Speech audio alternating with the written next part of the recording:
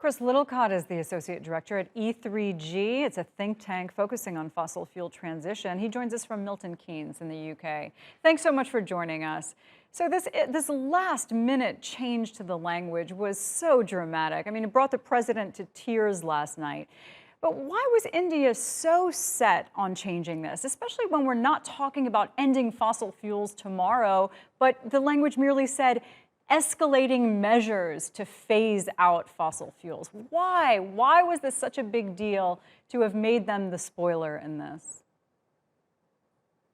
So yesterday was a historic moment, not just for the precedent of coal and fossil fuels being mentioned for the first time, but also for the way that China and India actually did respond.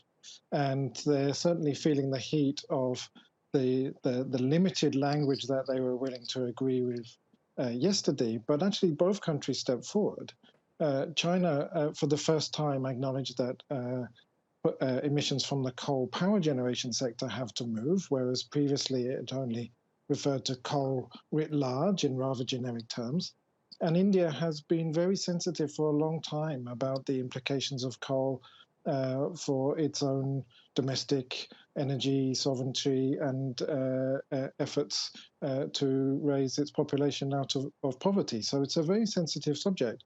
So to see the Indian minister coming forward with some compromise text was actually quite encouraging. And I think really does set forward a new chapter now where governments can look at how can they cooperate together to accelerate this transition.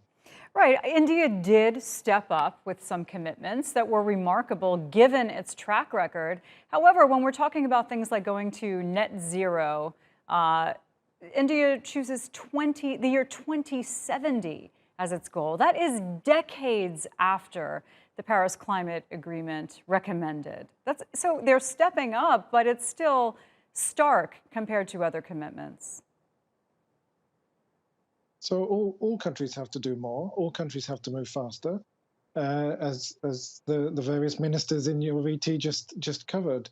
So I think what we've seen over the last decade or so is that once countries get started on transitions such as the movement away from coal power generation, that they can then easily accelerate. That once countries realize that the economics no longer stack up for new coal power plants, Right.